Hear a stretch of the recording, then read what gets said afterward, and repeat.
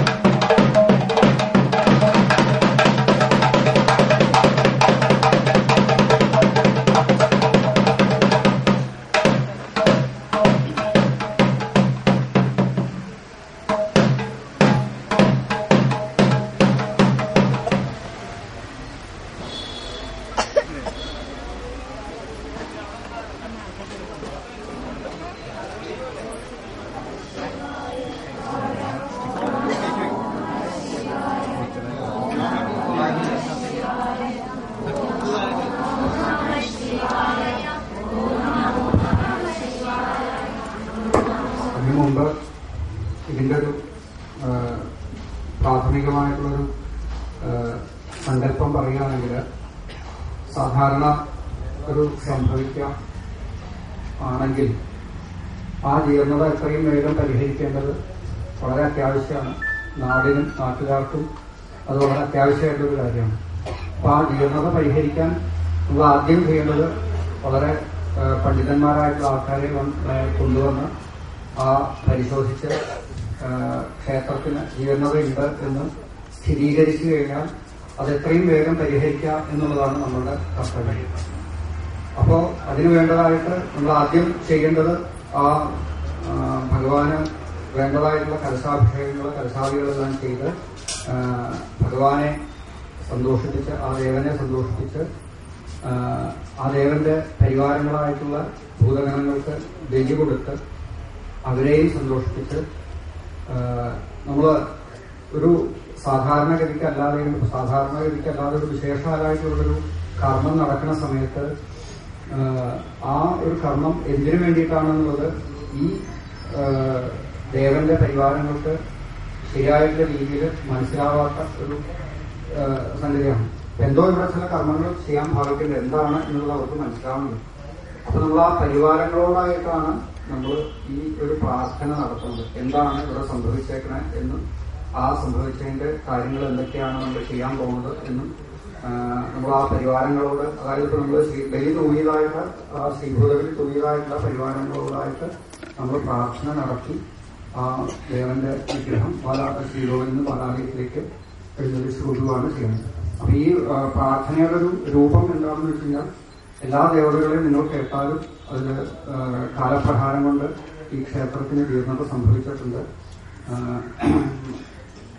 അപ്പോൾ അതുകൊണ്ട് ഈ ബാലാലയം ഈ ദേവനെ ബാലാലയത്തിലേക്ക് പ്രതിഷ്ഠിക്കാൻ പോവുകയാണ്.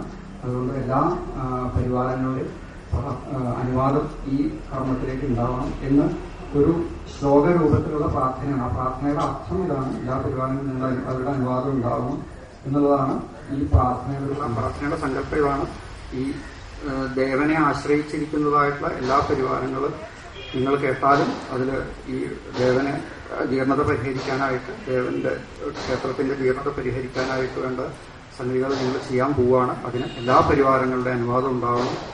അനുഗ്രഹം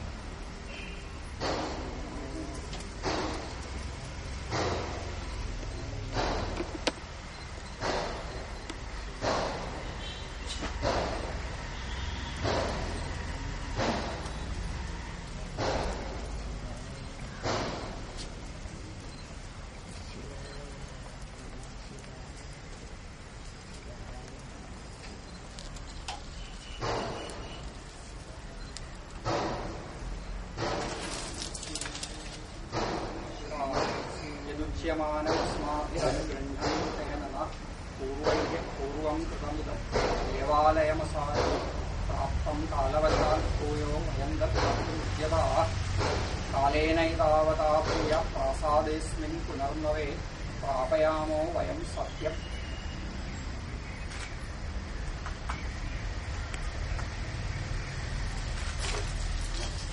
ശൃണ്വന്തു ദേവതാഃ സർവാഃ പ്രാസാദമിമമാശ്രിതാ യദുച്യമാനമസ്മാഭിരനുഗൃഹ്ണന്തു തേന പൂർവം കൃതമിദം ദേവാലയമസാരവം പ്രാപ്തം കാലവശാൽ ഭൂയോ വയം കർത്തുമുദ്യതാ കാലേനൈതാവതാ ഭൂയ പ്രാസാദേസ്മിൻ പുനർനവേ പ്രാപയാമോ വയം സത്യം.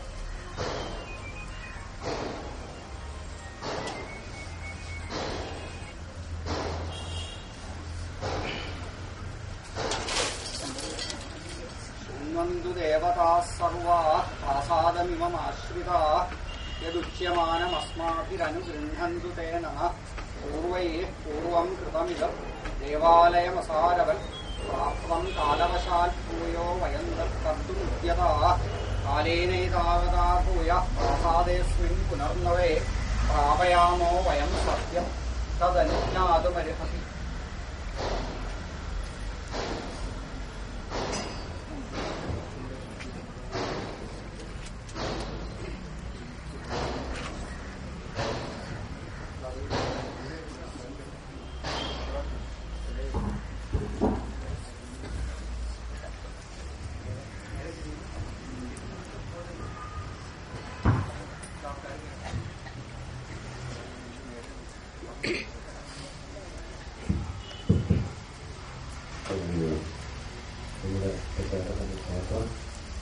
ാണെന്ന് നമ്മൾ ഞാൻ പറയാമെന്ന് എനിക്കറിയാം. ജനുവലാണ് നമ്മളെല്ലാം മുമ്പിലാണ് റെക്കോർഡിക്കായിട്ട് നമ്മൾ ചെയ്യുകയാണ്.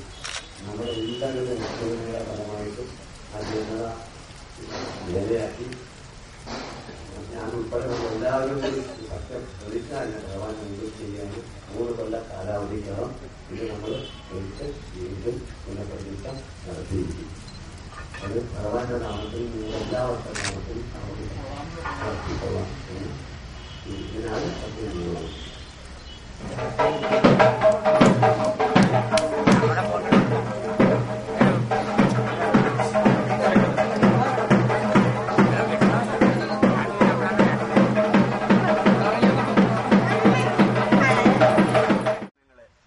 തെക്കേത്തമ്പലത്തിന്റെ പേരിൽ ഒരു കേസ് നിലവിലുള്ളത് അറിയാമല്ലോ. ആ കേസ് സുപ്രീം കോടതിയിൽ ഇപ്പോൾ നമുക്ക് അനുകൂലമായ വിധി കിട്ടിയിരിക്കുന്നു. കേരളത്തിലെ ഏറ്റവും ഉന്നത നീതിപീഠമായ ഹൈക്കോടതി ഇനി ആ കേസ് ഇനിമേൽ നോക്കണ്ട എന്ന് ഒരു ഉത്തരവും കൂടി ഉണ്ടായിരുന്നു. മഹാദേവാ സബദേവാഹര സബസദാശിവാ ദേവാ സബശിവാഹര സബസദാശിവാ സബസദാശിവാ ശംഭോ മഹാദേവാ സബശിവാഹര സബസദാശിവാ സബസ